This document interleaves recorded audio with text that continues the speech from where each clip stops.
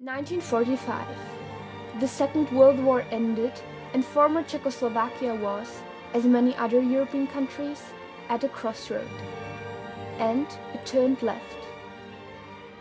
In 1948, the Communist Party came to power.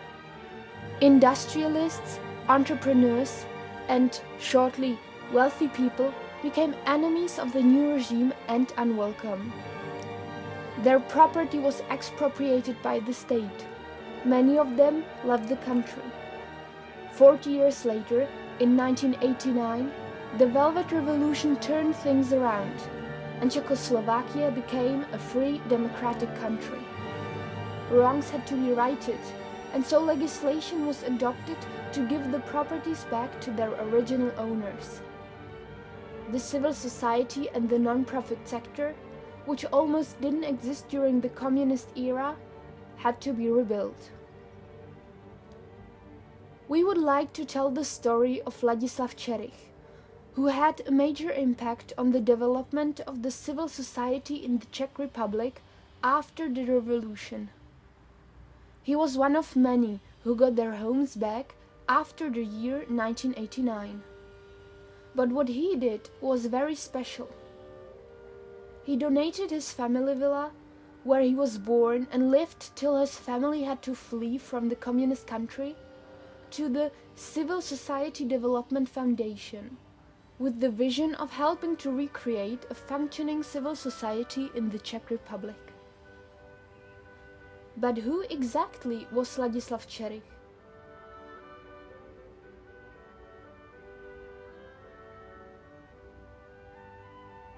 Ladislav Čerych was a Czech person. He was a sociologist, a doctorate in sociology. He escaped to France and studied in Belgium after the communist coup in Czechoslovakia in 1948. And he became a very well-known academic in the educational field. He became a specialist on education, and particularly higher education.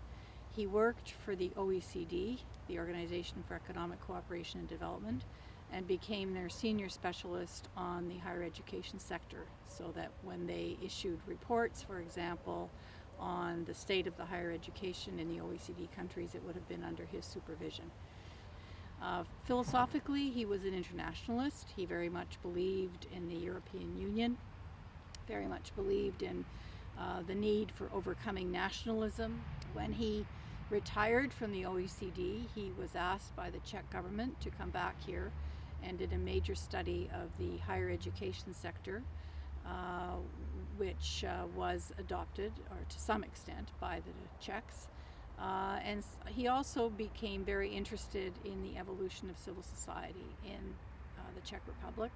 Hence, he decided that when he got a family, or his family home, which we see on this video, back, that he would donate it for the evolution of civil society in the Czech Republic, with a view to encouraging the growth of a civil society that was also somehow linked to the broader concept of Europe. For me, he was one of the few relatives that I actually liked because he was, I guess I was a bit more of a intellectual, and my family was not terribly intellectual. My father always used to call Ladislav, although they were good friends, he would always say that Ladislav was a little crazy, and I liked that crazy element to Ladislav. So he and I became good friends. He said to me, "You're the next generation. I want you to continue the family tradition," because there had been a family tradition of philanthropy, which has an element of civil society. He was very attached to it. It was his family home. He grew up here as a child, and I think that it was very, very emotional for him to get it back under the so-called restitution laws, when you could claim back property that had been taken from you after the communists came to power. He also wanted to make sure that it had some kind of an ongoing role and legacy, which prompted him to do some serious research about what were the,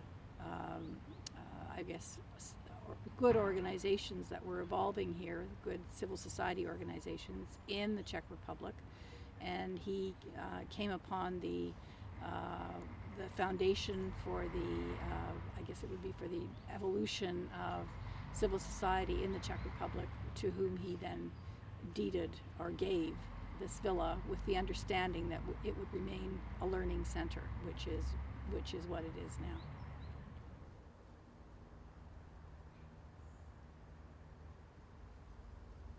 I think when he got it back, he was trying to think how he could do something with the villa that was consistent with his own values and his own approach to life. The European Union might be interested in having something to do with the villa because, of course, he was very committed to the notion of a united Europe. And then they recommended to him that there might be a few Czech organizations with whom they were working that he might wish to speak to, which is how he came upon this particular foundation in Czech called NROS for short.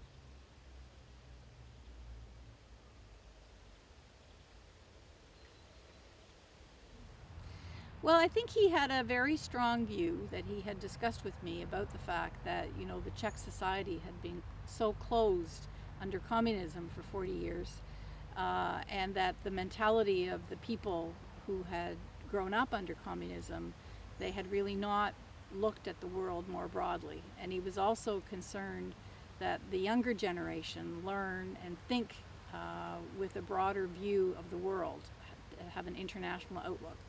So his goal for the villa was that it would be a place where ideas around internationalism, particularly around cooperation among European countries, could take place.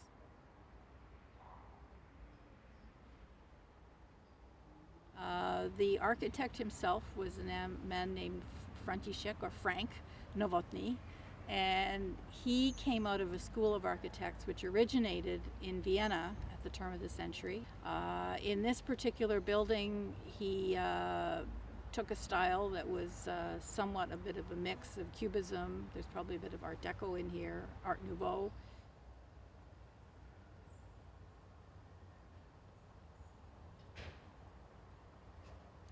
Well, the villa was initially a family home. It was a family home of a very wealthy family.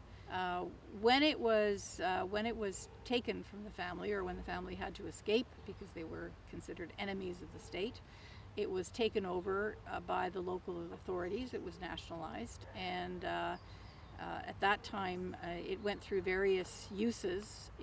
One of its most long-term uses was essentially as a clinic for dentists.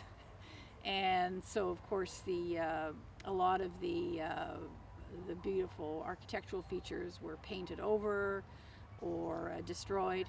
And gradually now it's being changed into a learning center, so it's not being restored to its original use as a family home.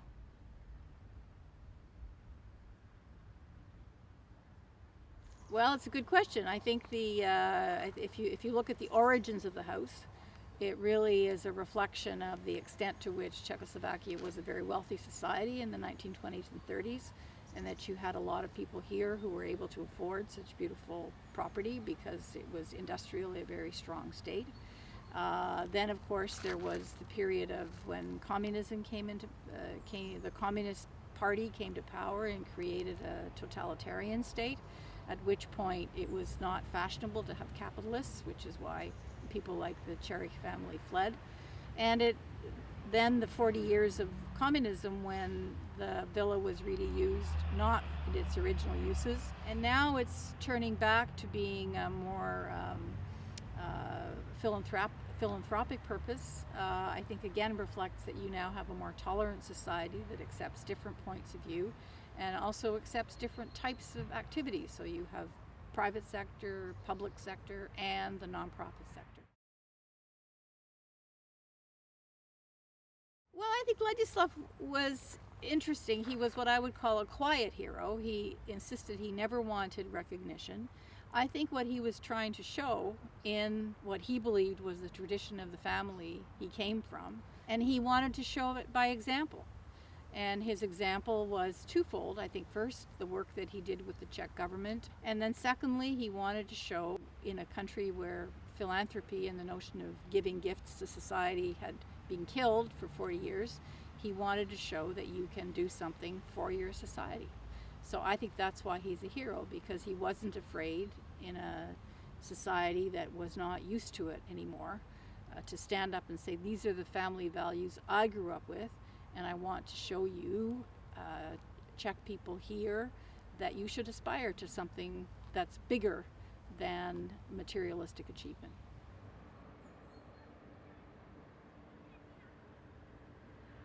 Think big,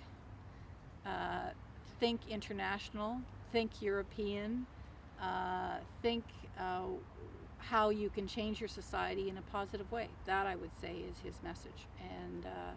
And never forget that you can do something, even in a small way, that can make your society a better place.